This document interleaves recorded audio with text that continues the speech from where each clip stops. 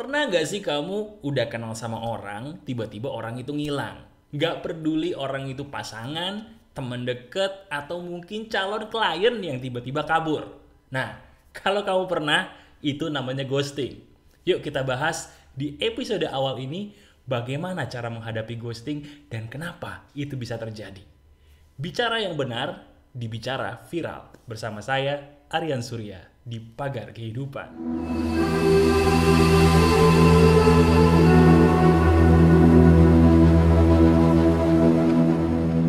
Halo teman-teman, ada saya kembali Aryan Surya dari Pagar Kehidupan, sahabat baik kamu.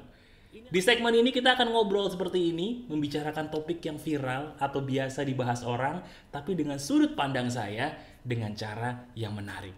Ya udah, tanpa banyak basa-basi, kita langsung masuk ke episode pertama. Bagaimana dan kenapa ghosting bisa ada dalam hidup kamu? Ini menarik banget. Nah, ini menarik nih. Ini sepertinya kamu banget.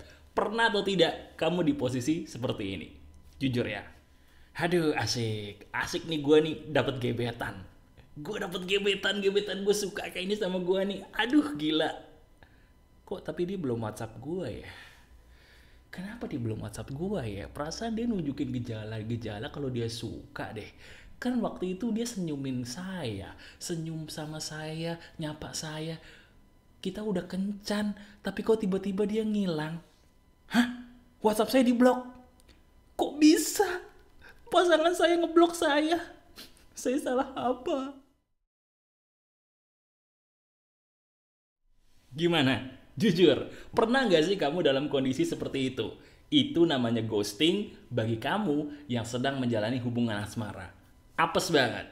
Tapi sebentar, itu contoh yang asmara. Bagaimana dengan yang ini? Kamu pernah gak mengalami peristiwa seperti ini? Lihat lagi. Kok kayaknya hidup saya sepi banget ya? Saya tuh bingung ya, kenapa kok kayaknya saya merasa dimusuhi gitu loh. Saya gak ngerasa punya salah, tapi kok tiba-tiba teman saya ngeblok saya. Saya tuh kenapa ya? Apa saya punya salah? Sebentar deh, saya pikir dulu deh. Apa jangan-jangan gara-gara waktu dulu dia nikah gua gak kasih angpau dia marah ya? Apa jangan-jangan dulu waktu gua sapa gua senyumnya kurang lebar ya? Kok dia jadi ngeblok gua sih? Salah saya itu apa sih? Aduh, emang saya tuh gak bisa punya teman. Saya tuh ditakdirin jadi orang sendirian terus.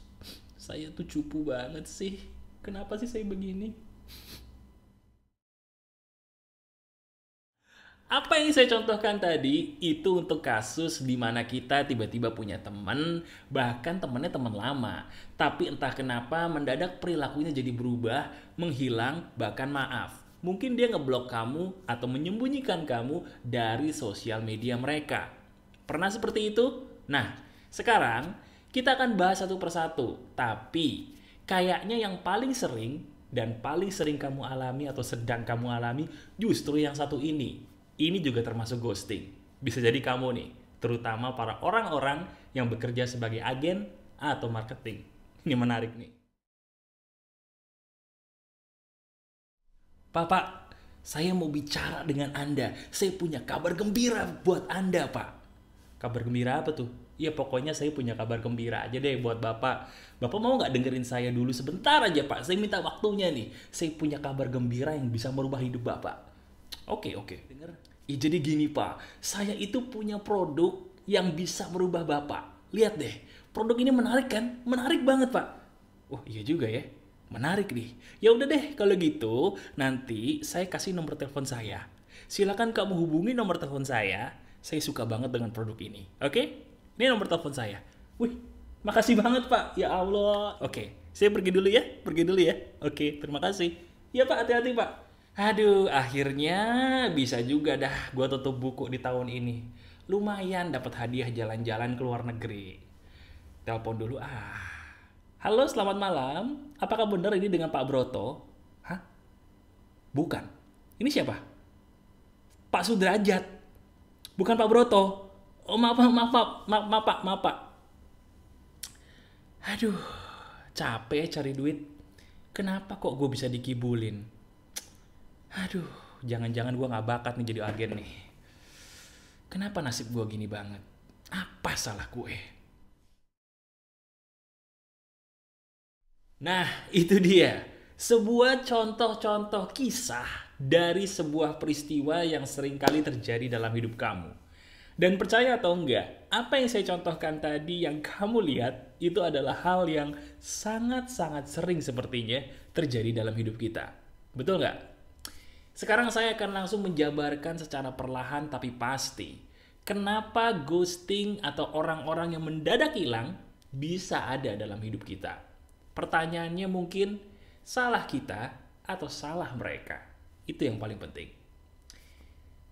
Sebenarnya jawabannya sederhana. Ghosting itu adalah sebuah bukti yang diberikan oleh Tuhan kepada kita. Saya ulangi. Ghosting itu sebenarnya bukan musibah, tapi ghosting adalah sebuah berkah yang tidak kamu sadari.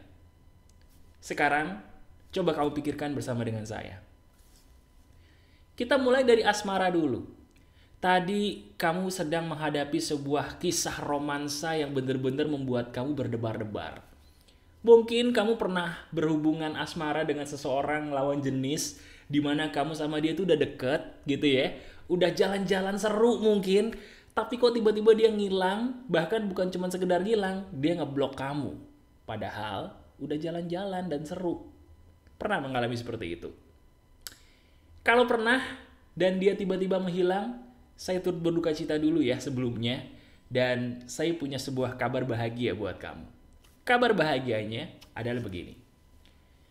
Sekarang kita pikir pakai logika.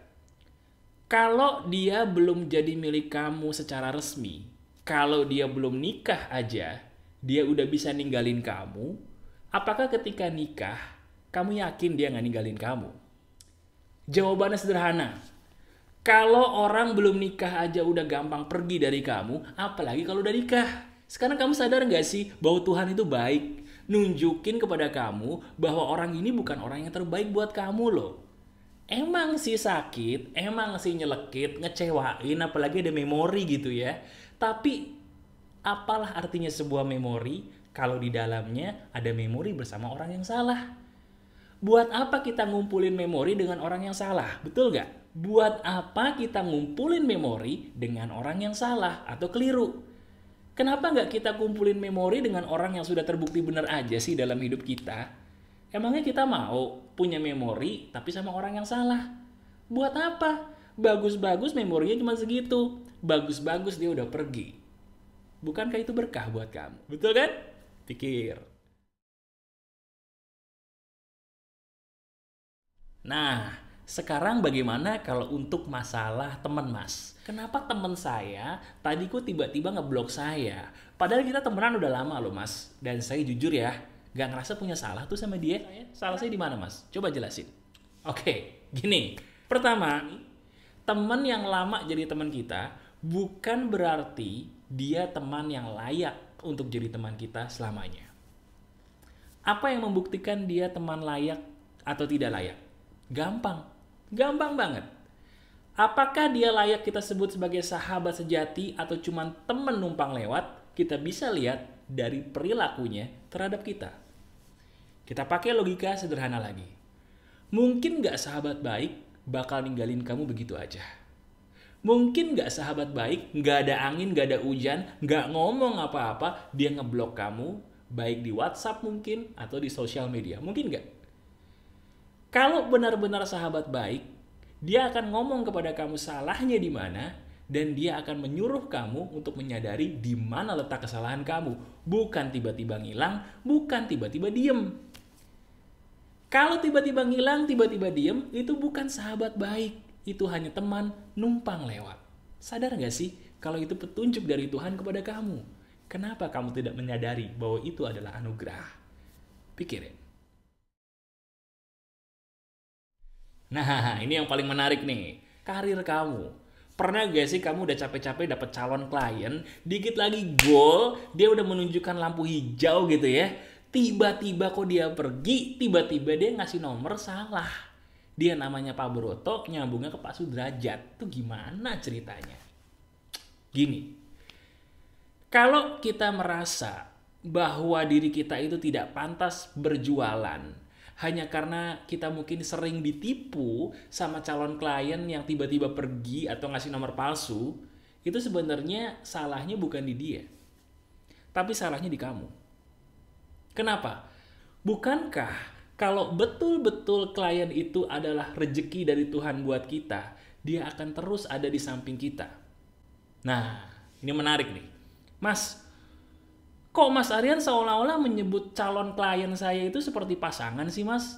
Tadi Mas Aryan bilang, kalau dia benar-benar rezeki saya, dia nggak akan kemana-mana. Kok kayak pasangan ya Mas ya? Betul. Klien kita, orang yang membayar uang kepada kita, orang yang membayar komisi kepada kita, orang itu adalah pasangan kita dalam hal rezeki. Orang tuh suka nggak sadar, klien atau orang-orang yang memberikan kita gaji, orang-orang yang memberikan kita komisi, termasuk kamu subscriber saya, kita semua ini ibarat kata kayak pasangan, cuman dalam hal rezeki. Kalau memang begitu, berarti cara kita memperlakukan mereka sama seperti cara kita memandang pasangan. Pasangan itu nggak usah dicari, pasangan itu dipancing. Kalau nggak cocok ikhlasin, kalau cocok syukuri. Sama kayak orang-orang yang memberikan kita rezeki, baik berupa komisi ataupun gaji, mereka itu sudah diatur sama Tuhan buat kamu, buat kita. Kalau mereka kabur, nggak usah ditangisin, cari lagi, bukan salah kamu. Ingat loh, orang itu akan selalu suka kepada orang yang positif dan ceria.